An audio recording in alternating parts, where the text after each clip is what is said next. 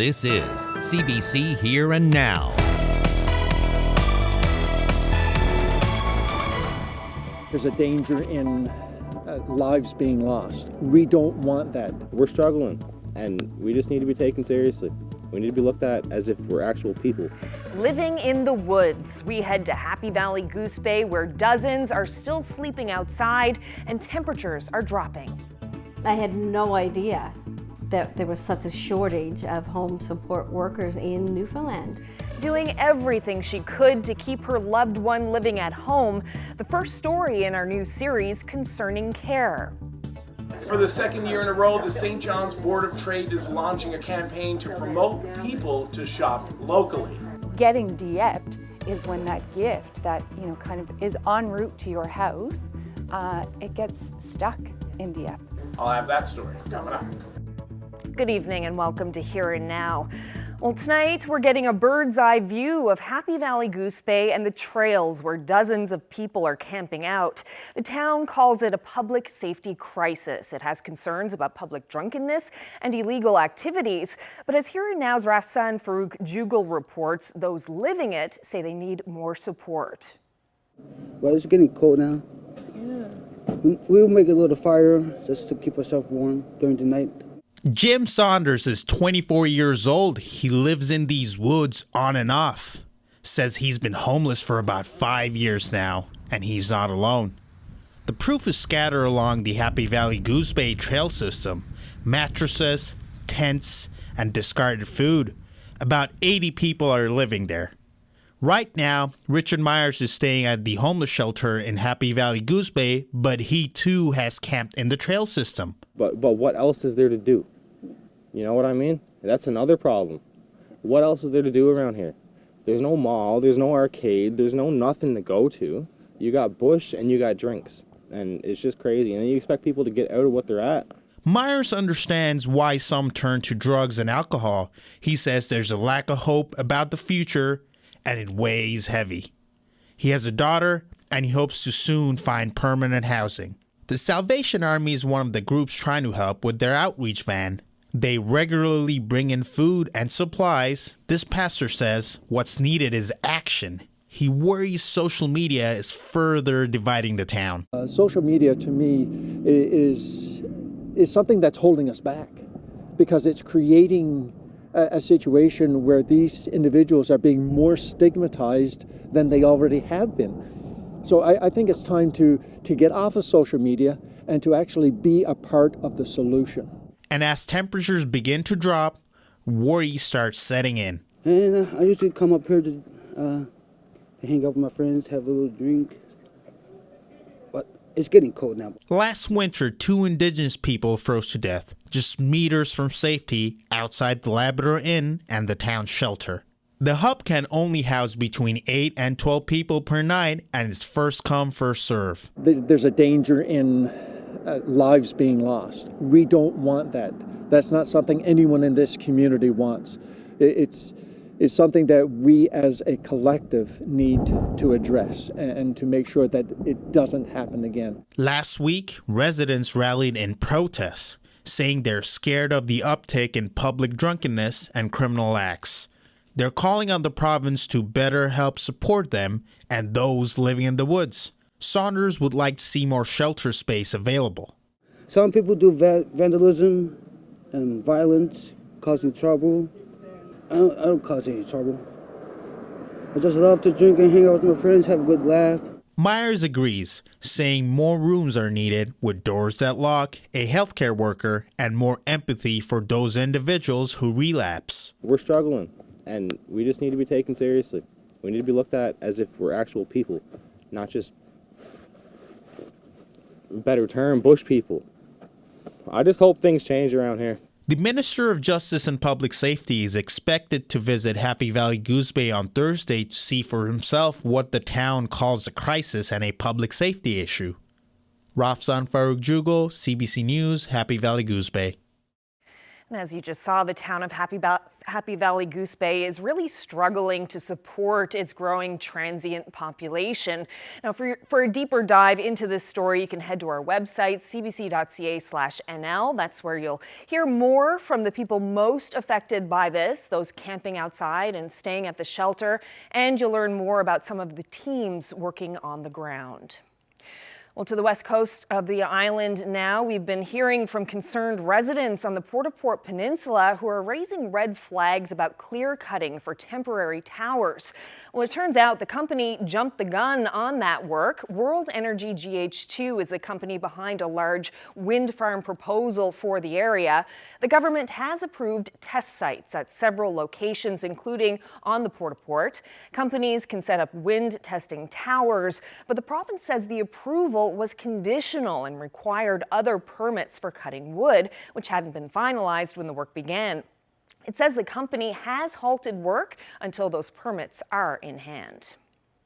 Meanwhile, the Blow Me Down Mountains are no longer being considered for wind energy development. The news sits well with those who have been fighting against a proposal from World Energy GH2 in the region. Here Now's Troy Turner reports. It's a small victory for the wildlife and pristine habitat that's found in the region between Corner Brook and Stephenville. Wind energy development is now off limits in the Blow Me Down Mountains, Serpentine Valley, and Lewis Hills region. We knew that, like anything, like when we apply for a trail or someone applies for a remote cottage, that it has to go through the process, the various government departments, and the bureaucrats have a say. And we knew this area was very, very significant, both ecologically and geologically. The area was considered for the second phase of wind development by John Risley's World Energy GH2. The first phase is on the Peart Peninsula, which is now in the environmental assessment process. But in a release this week, the province removed Blow Me Down from possible development. I believe that one would have been, it just came in under, it's a sensitive area. There's a lot going on there, and it was just felt that it's not the right time to include that area. World Energy GH2 would not do an interview. In a statement, the company said it's reconsidering the location for its second site, and there are multiple technical decisions that need to be taken into account, and at this point, a final decision has yet to be made. Independent MHA Eddie Joyce says it's impossible to predict what will happen down the road, but it's important this area is nixed from current plans. I always said if the process is wrong, the end result would be wrong. So now that it's taken out of the area, I'm very pleased because it should have been never included in any wind proposal for the area. The island alone has over 108,000 square kilometers, and so it's an issue of not whether we should go ahead with wind power, but where we should locate it. The next step, says Wazal, is to rally those opposed to wind development in this area and ask that governments make a permanent ban on any development in the future. Troy Turner, CBC News, Corner Brook.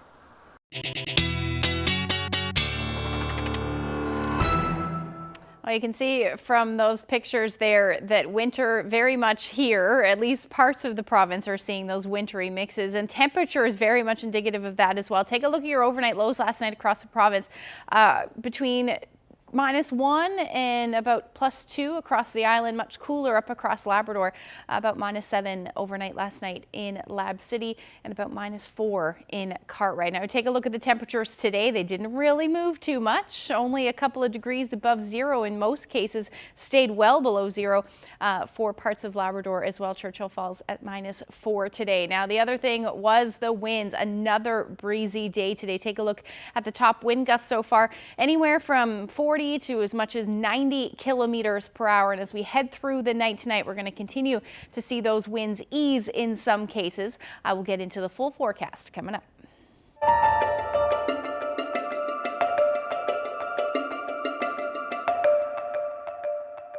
Tonight, we're kicking off the first story in a new CBC series called Concerning Care, looking into people's struggles with getting or giving home and respite care.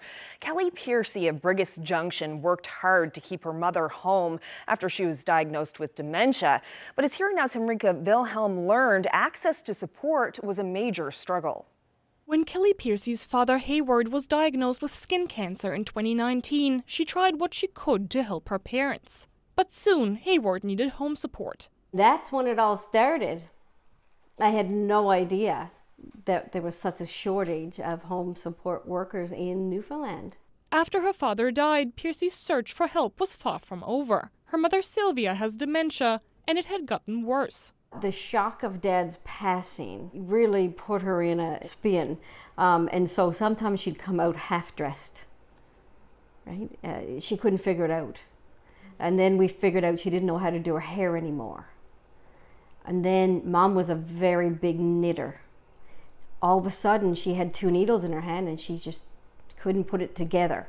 About 10,100 people in the province have dementia. This number is expected to increase by more than 40% by 2030 to 14,500. But Piercy struggled to find workers. The home support agency I was dealing with, you know, well, I'll send somebody from this town for a few hours or that town for a few hours, but it never really worked. So I finally got on the phone and said, "You don't have anybody, do you?" And they didn't. That's when I became my own, advocate, and I started just asking people, "Can you work with Mom? Can you work with Mom? I need a worker." Then I needed another worker, and I was a long time, I could not find that third worker. So I was the third and the fourth worker. But Piercy could only provide care for so long, and Eastern Health said she didn't qualify to be compensated for the work she provided. I said to my father before he died, I will do whatever I can and keep her home as long as I can, because that's what you want for your parents. You do. But it comes a time when your own mental health suffers because of that, and you have to make the awful decision that, okay, I can't get 6 workers. I have no choice. I have to move her out of her home. That move, though, not that easy either. Her mother Sylvia had a long wait to get into long-term care, like many others. Across the province, 414 people are waiting for a long-term care bed. 188 in Eastern Health, 113 in Central, 99 in Western, and 14 in Labrador-Grenfell. After 7 months, the call came, followed by the guilt. Until you sit out in that parking lot and you realize that I'm not taking her home today, I'm leaving her here. It's not a good feeling, and you feel guilt. The guilt just eats you. And I could not make it work to have enough workers to keep her here, And I was months after she was at the home, and every time I'd go visit her, I'd cry the whole way home. I'd pull over on the Trans-Canada, and I would just, I can't be doing this. That's my mother. She should be coming home with me, Kelly Piercy believes the home support and long-term care systems in the province are in dire need of improvements. Having a senior in a long-term care facility costs money. It costs us a lot of money. It costs the government a lot of money. There has to be an easier way. They have to make it easier for families to keep your parent in their house. Now, her mother lives in Pleasant View Towers in St. John's, and Piercy holds on to the good memories. Dad said to me before he passed, he said, "I had a good life," he said. "My kids are happy. My wife was good to me." He said, "I had a good life." That meant a lot to hear that. Henrike Wilhelm, CBC News, Norman's Cove, Long Cove. Well, if your child has any Halloween candy left over, you'll want to hear about this. Police are urging parents to check any remaining Halloween candy that kids have. This comes after an incident on Monday at Peart Academy. The RCMP says a student bit into a small metal pin that was inside of a chocolate bar. The pin was about 1 centimeter long. It became stuck in the child's mouth, but was safely removed. They've contacted the manufacturer of the bar, but do not believe the pin was embedded in the candy during production. Well, a mother in Labrador City says she's fed up with reckless drivers. She says it's now become the norm to see vehicles speeding past the school bus, and she's had enough. Here Now's Daryl Din has that story. He was driving really fast. He gave the bus driver a very big fright, and me too. I lost sleep over it and everything, just the thought of what could have happened if she had ran at that last minute. Darlene Saunders still thinks about it. A close call that happened weeks ago when a speeding driver blew past her daughter's school bus. And it wasn't a one-off. Saunders says she's seeing this more and more. We've been having a problem with the bus safety here in town, but at my daughter's particular stop, we had 4 different incidents in less than 4 weeks of cars passing the bus. One was at quite a high rate of speed. To add to the stress, Saunders' daughter has special needs. Safety is already a major concern for this mom. It's very worrisome as a parent.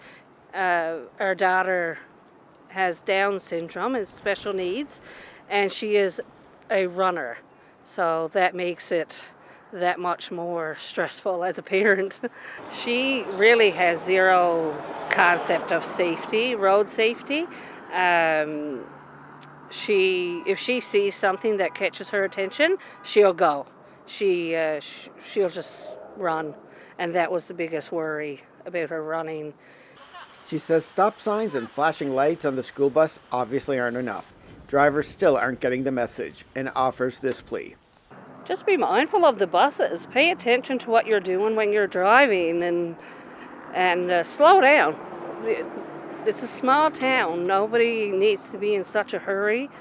It takes 5 minutes to get from one end of town to the other, and there's really no excuse for it. Under the Highways Traffic Act, illegally passing a school bus, fines can range between $500 and $1,200. Saunders believe a couple of the drivers have been ticketed, but CBC was unable to confirm this with police at this time. Daryl Din, CBC News, Labrador City. Well, it's a new spin on an already popular campaign aimed at getting more people to shop locally. The Don't Get Dieppe slogan takes aim at packages destined for this province that often seem to get stuck in New Brunswick. Well, this year, the St. John's Board of Trade is offering a cheeky solution for those who find themselves waiting without the perfect present. Here Now's Jeremy Eaton explains. I'll roll in eventually. Dieppe still hasn't delivered. I'm so sorry I didn't buy local. It turns out there is a card for every occasion. Using a Hallmark store for its background, the St. John's Board of Trade launched its Stallmark card collection. We've all done it. We've all purchased that gift online for an anniversary or an upcoming occasion, a birthday or something, and the gift doesn't show up. It's the second straight year that the Board of Trade has taken aim at Dieppe, New Brunswick. Getting Dieppe is when that gift that, kind of is en route to your house, it gets stuck in Dieppe. That's the final screening stop for Canada Post before gifts end up on doorsteps and in mailboxes in Newfoundland and Labrador. A Bermuda Triangle of sorts for folks tracking packages online. Sometimes you wait a long time. That process of, kind of waiting for that gift to arrive can be quite lengthy. So, we kind of picked on that insight and the reality of what it's like when you order online, when you live in Newfoundland and Labrador, and the time that it takes, and we just had a little fun with it. I'm pineapple crushed. Ugh, I can't believe I got Dieppe. Next time I'll shop local. The cards feature inside jokes that many outside of the province might not get. The artwork is all done by local artists, 15 cards in all, for almost all occasions. So that you don't have to show up empty-handed again, but you also have that opportunity for the little reminder that, probably I shouldn't have bought the gift online, and I could have bought it somewhere in a local business in our community. The hope here is that people will think twice before rushing to the online checkout. Buy local so that gifts end up at your house before the upcoming holiday season ends. I hope you didn't wish for your gift to be on time. I didn't shop local, and now it's stuck in Dieppe. Happy birthday anyways. Fear not, online shoppers. The St. John's Board of Trade isn't making enemies with Dieppe or Canada Post. Both groups are well aware of the slogan, and I'm told they get a kick out of the joke. Jeremy Eaton, CBC News, St. John's. Well, another very old gold coin has been found in Newfoundland. In fact, this may be the oldest ever found in Canada. It was located on the south coast, but officials aren't saying where. The former curator with the Bank of Canada's Currency Museum was called in to help identify it. Paul Berry believes the coin is a Henry VI quarter noble. It would have been minted in London between 1422 and 1427. Barry doesn't know how the gold coin made its way to Newfoundland, but says it was probably not in circulation when it was lost. This coin would be about 70 years older than the silver one found last year at Cupid's Cove Plantation Provincial Historic Site. At that time, that coin was considered the oldest English coin ever found in Canada.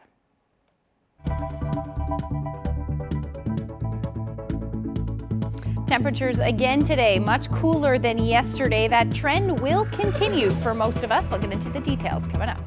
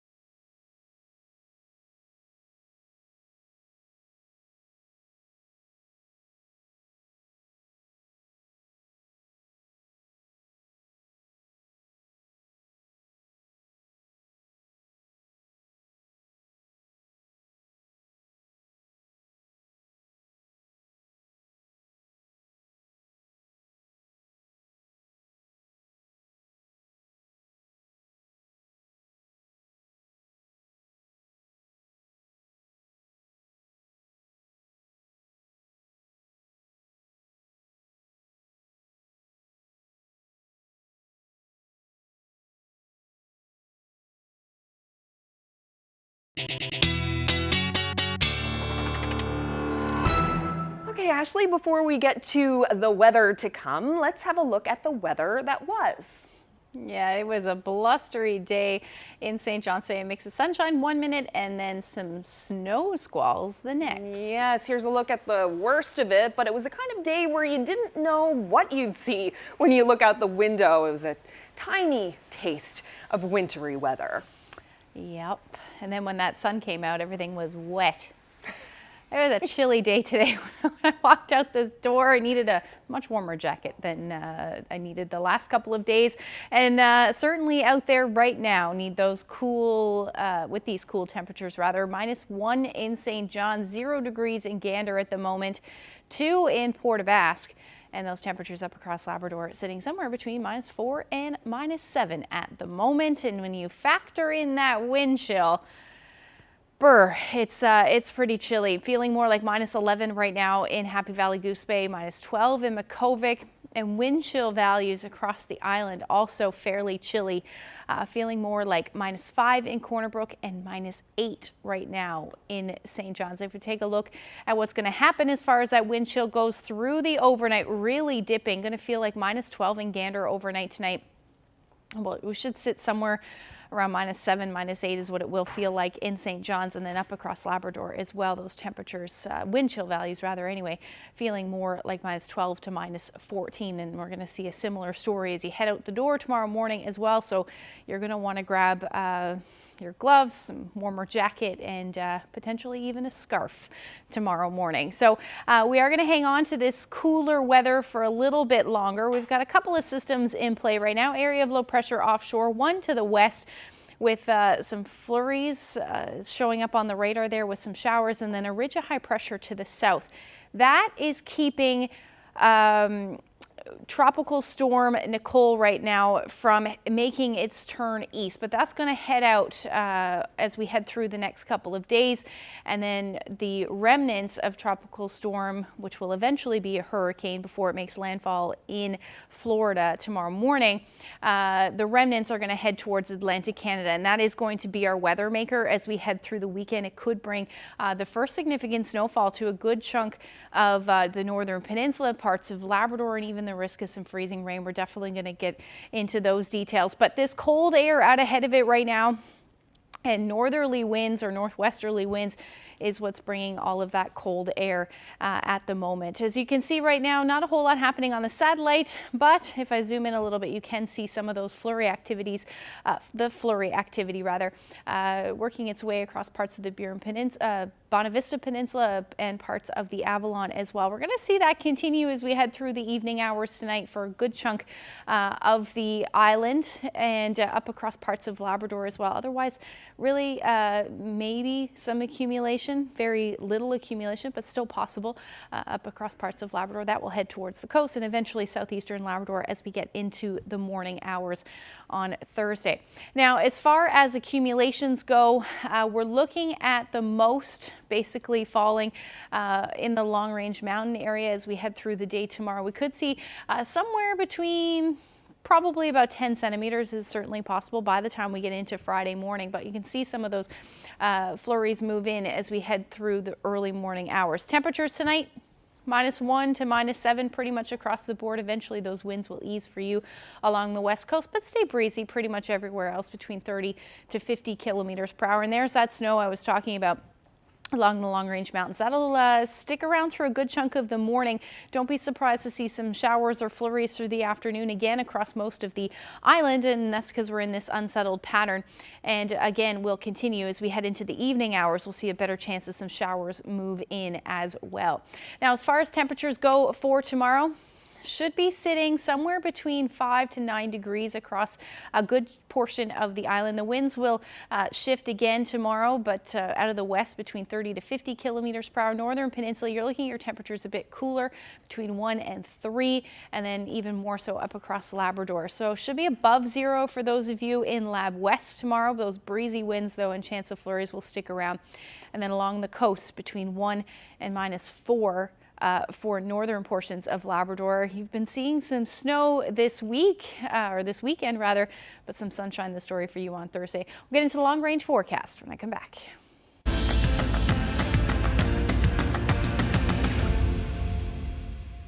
Well, Chris Davis, aka the Moondog Dylan Davis, is living out a childhood dream. Taking inspiration from the likes of Sailor White, Davis is making a name for himself in the world of professional wrestling and climbing the rope to compete earlier this year in front of a sold-out stadium.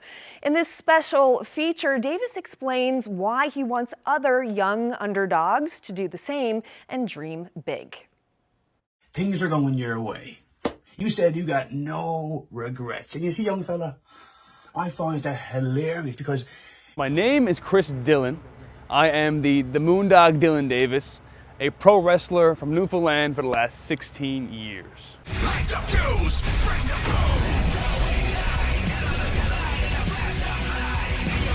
So I was always a fan as a kid. I would go to the shows locally at the CLB Armory all the time.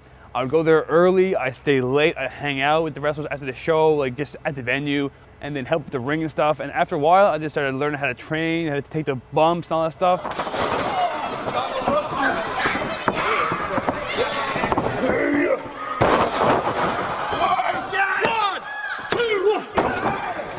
So I wrestled here for about 10 years. 2016, I moved to Halifax, where that opened up so many options for me as well. I wrestled in, again, all over the Maritimes, Toronto, Quebec. So since then, I've been busy, to say the least.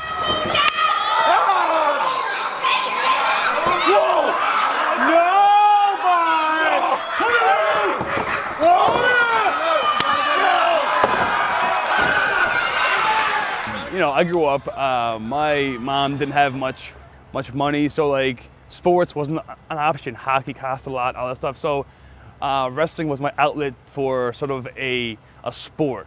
You know, as a kid, and even now, I do have a small stutter. Where I come from, they says, you want to make a name for yourself, you gotta take down the biggest fella around. And when it comes to Riddick Stone, there ain't nobody bigger. So I do try and hide it, but lately I'm trying to just show that, you know, a kid who has a same kind of thing doesn't have to be shy. They can be who they want to be, because, you know, even though people might make fun of them or whatnot, they can still be who they are and not feel bad about it.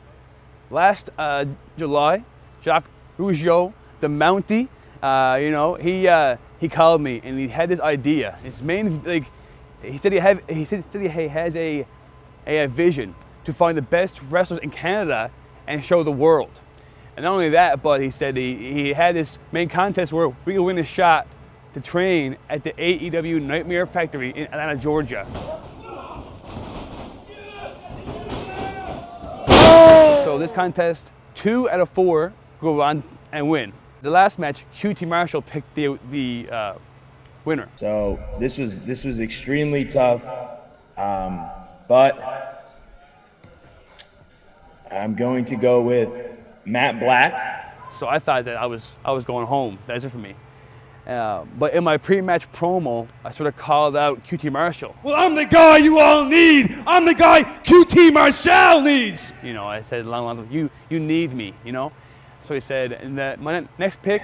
Even though he called me out, Dylan Davis. And I was there in the ring and I was like, I didn't expect it. Myself and the other 3 winners, we have a shot to be featured on the main tapings for both shows, which for me, it would be the biggest crowd, the biggest company, just the biggest opportunity I've had in the last 16 years. It's Wednesday. You know what that means? For the first time ever, All Elite Wrestling is coming to you from Toronto, Ontario, Canada. So many mixed emotions. I've been doing this now like 16 years, and never did I think I'd have the opportunity to be on a big stage, on TV, in front of 7,000 people.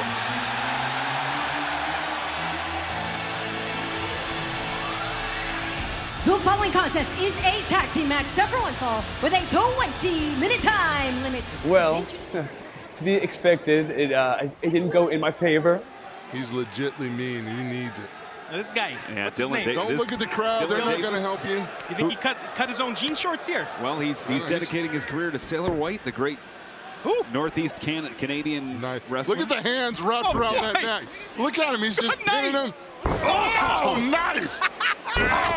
I got some crazy hang time. The only Indian-born player ever drafted in the NBA. Are we hearing a "We Want Lethal" chant? We are. Oh, look at that. Oh, God! Whirly birds! But all in all, I'm feeling okay today. Not too sore. About it. That's got to be it! And that's it. If you have a dream or a goal, don't think you can't do it. You can do anything you want to do. You just got to do the work.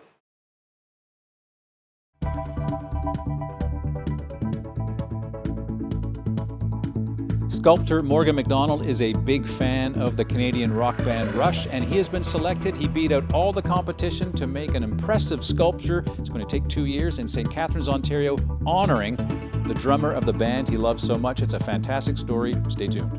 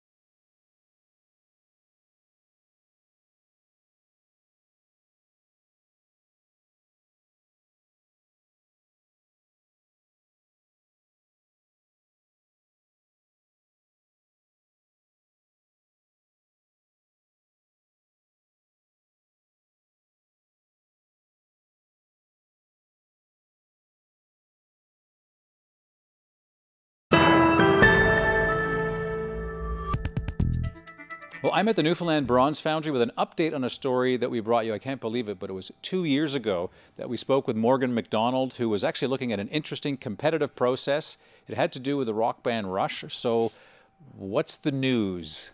So the big news is that I've been selected to create a memorial for Neil Peart at Lakeside Park in the city of St. Catharines. Would it be fair to say that you're a Rush fan? Oh, that would be probably an understatement. You know, it's for me, this is like a dream come true. To me, they're the quintessential progressive rock band in Canada. They're musical heroes, and to be doing something of this magnitude for somebody so iconic, such as Neil Peart, it's just surreal. I mean, this has been, this is my childhood listening to the band. My brother is a musician. Now we kind of tease each other back and forth because I'm a sculptor. He's more musically inclined. So it's pretty awesome to be able to share this commission with my brother, who's an amazingly huge Rush fan, and then to just be doing this. It's challenging because he is so well known. He's an iconic figure in the music industry. To do a younger version, there's a certain look, circa the 1970s that you have to capture with his likeness, and if that's not captured correctly, it's probably the most challenging aspect of this commission is to create a likeness of him. But then moving towards the older version of him later in life, to change your mindset and the perspective to try to incorporate the same likeness, but at a more advanced age that's a challenge for sure. Neil was remembered for having a kufi hat, which is a certain style of hat that he'd wear when he was drumming. One of the aspects with the older version of Neil is the idea that the suffering that he did for his art, and the time and the dedication that he spent doing this is that now he's at a time of rest, and so the significance is that when he's wearing his hat, he's at work, but now the hat is by his side, it's laid down, he can rest easy knowing that his job is done. And the component where he's holding the drumsticks in one hand, it's almost like a passing of the torch to the next generation, as an inspiration for new and upcoming drummers to take on the challenge to express their art. One of the things I discovered were that drummers, when they're drumming, and of course he's in a sitting pose, the elements of the sculpture is much like a throne, but then not being a drummer, I realized that's what drummers call the seat that they're sitting at when they're drumming is a drumming throne. So I thought that was kind of a cool connection there. But one of the albums that Rush is, it's one of their quintessential albums, Farewell to Kings. So there's a connection between the crown, King sits on a throne, so there's a thematic connection. But the guys were always giving each other nicknames, and Neil's nickname was Pratt. So this is some of the kind of the inside stuff that Rush fans are very familiar with. How did you find out that you were the winner? I received a phone call from a representative with the city of St. Catharines, and he said, amongst all the submissions, and so you got to put this in perspective, how many submissions across the country, and even from the United States that were submitted to this project for somebody of this stature, and he's there telling me on the phone, your submission was the highest ranked amongst the other ones. So there's this pause, this moment of silence on the phone, and it's like, I don't. Did I get it? Did I get this? I explain. I don't understand. So it's yeah, trying to have that sink in, and really realize the gravity and the magnitude of what he was telling me on the phone. It's like the icing on the cake. It's really a huge honor. Well, listen, congratulations, and I guess we'll be able to see these in St. Catharines when end of Christmas, or well, it's going to be a long process. I estimate minimum 2 years. These are the scope of the project that I'm undertaking here is quite involved. There's a lot of work to do this. Well, listen, Morgan, congratulations once again, and thanks for inviting us here to the Foundry. Thank you for coming.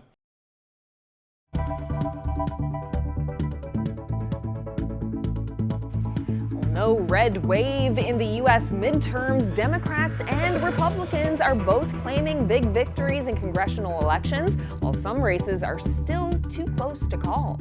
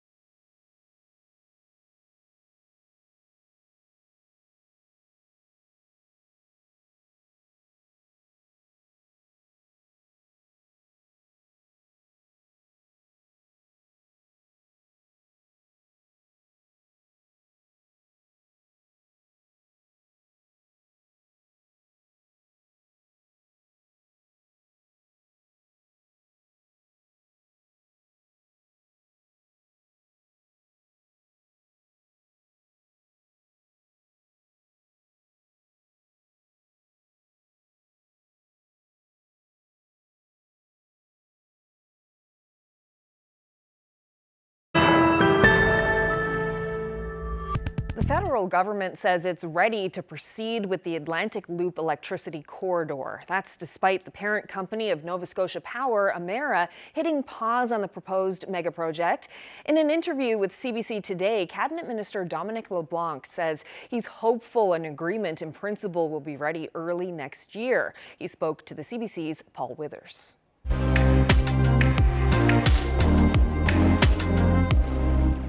We remain very committed as a national government to the project. We think it's very much part of the clean energy future of Atlantic Canada. The federal minister on the file sounding bullish today on the Atlantic Loop. The upgraded grid would enable the delivery of hydroelectricity from Labrador and Quebec into maritime provinces that still rely mostly on fossil fuels for electricity. But the project's future became cloudier last month when Emera said there's not enough money to fund it because of electricity spending, profit, and rate caps imposed on its subsidiary Nova Scotia Power.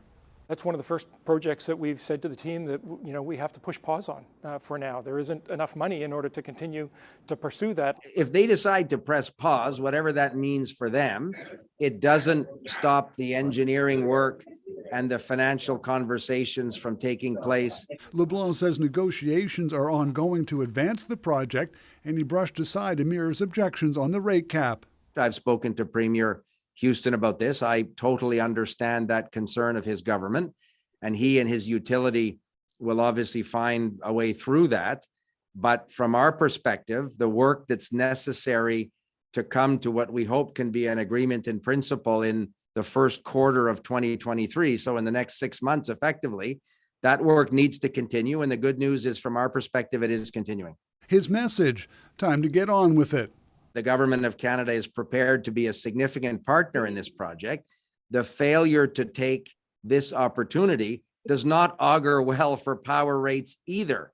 So the problem is not going to go away if people stick their heads in the sand. Today, the minister who introduced the NSP rate cap said he was pleased by LeBlanc's vote of confidence in the Atlantic Loop, since federal spending is needed to make it happen.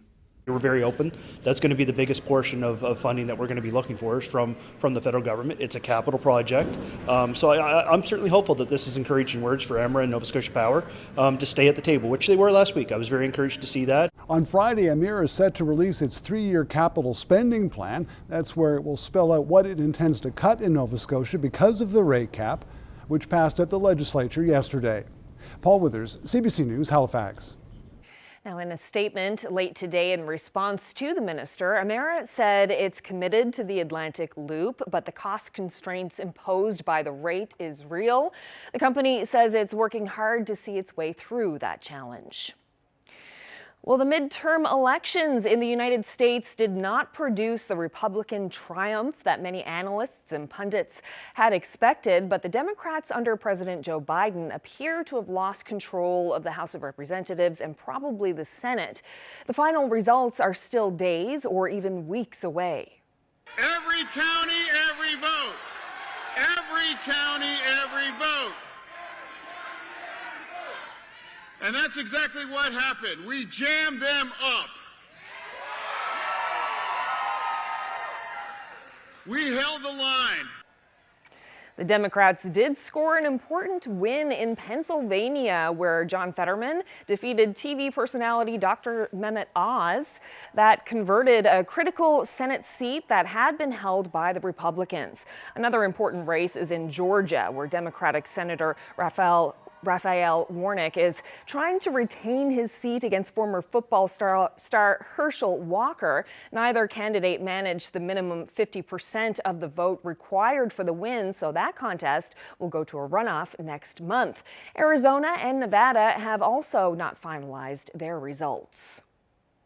The parent company of Facebook, Meta, is laying off about 11,000 workers, or approximately 13% of its employees.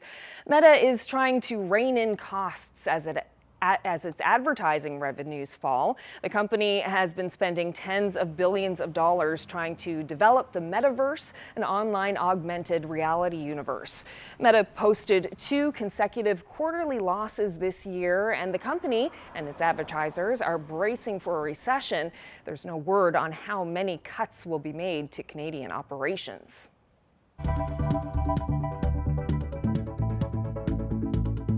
Hi, I'm Adam Walsh. Tune into CBC Radio 1 on Friday, November the 11th at 10:50 Newfoundland time for special Remembrance Day coverage from here at the National War Memorial. Then at 11:30 Newfoundland time, it's a special crosstalk. This year we'll be talking about letters from war, and we're asking you, how are you remembering this year? That's Friday on Crosstalk.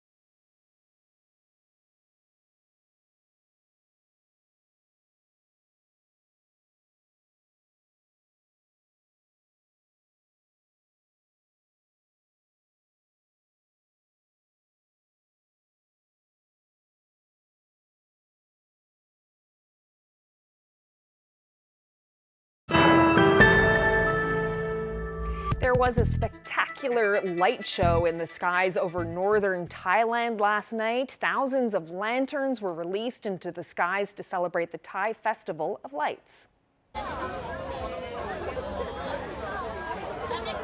Wow, the event is meant to be a symbol of letting go of misfortunes and welcoming good luck in the coming year. About 8,000 people were on hand this year, many traveling from around the world to attend.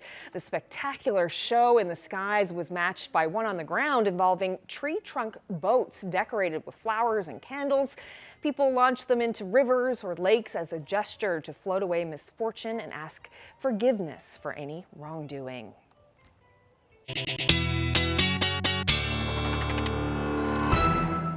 Well, What a beautiful sight there for sure. We're going to turn our attention to the weather and what's going to happen as we head through the weekend. It has to do with Tropical Storm Nicole. Now, right now, it's still a tropical storm, but expected to forecast to become a hurricane by the time it makes landfall early tomorrow morning in Florida, and then eventually head towards Atlantic Canada. Now, at this point, this is what we're looking at. So the storm will be post-tropical by then. It'll just be a remnant low, and looking like we could see the first significant snowfall for parts of the province. Likely the northern peninsula and southeastern Labrador at this point. Winds won't be overly impressive, but we'll still be seeing those gusts between 40 to as much as 60 to as much as 80 kilometers per hour. This could change. Again, will be very dependent on what happens exactly with the track, but at this point looking like we'll see some heavy rain for the south coast, parts of eastern Newfoundland as well. And again, depending on the track, parts of central may see this start as snow, transition through to potentially ice pellets, freezing rain, and then eventually rain. So definitely a storm to keep an eye on if you have any plans for this weekend, and I will get details to you as soon as I know. But at this point, it is looking like a storm to watch. Now, as far as temperatures on Friday, we are going to see them stay pretty much where they have been for the last couple of days, somewhere between 4 to 9 degrees across a good chunk of the island. Again, things will be unsettled as we get through the day on Friday. Northern peninsula a bit cooler, hovering around the 0 degree mark, maybe a degree above, and then across Labrador quiet with some sunshine, -6 in Lab City for your Friday, but then some flurries will continue for the coast. Now, as far as your Saturday goes at this point, this is when that system will move in. Temperatures should stay fairly cool, but that warm air, that warm tropical air, between 12 and 13 degrees at this point, it's looking like along the coast, and then staying on that cold side of that low for the northern peninsula and then up across Labrador as well. Long range forecast looks like we should stay in the single digits through Sunday. By Monday, back up potentially into the double digits, about 10 degrees with that chance of some showers. For central and western Newfoundland, between 2 and 4 degrees through Sunday and Monday. We may even see some snow for your Monday for central. For eastern Labrador, you're looking at a nice stretch of weather as far as sunshine goes, but cold. And then cold for Lab West as well. Take a look at this beauty shot. This one is the sunset in Angels Cove. Great shot there. Thank you so much for sharing that with us. If you have any weather photos that you would like to share with us, send them to Facebook, Twitter, or email them to nlphotos@cbc.ca. Oh, that is just beautiful. You said it. Stunning sunset. It certainly is. So before we finish up, just a bit of news. It appears we'll be getting some news from Labrador MP Yvonne Jones tomorrow. She has a special announcement planned for 2:30 Newfoundland time, 2 o'clock in most of Labrador. There will be a news release and a video message. So we'll be following that tomorrow on Here and Now. Well, that's it for us tonight. Thank you so much for spending part of your evening with us. Hope you can join us again tomorrow. Good night.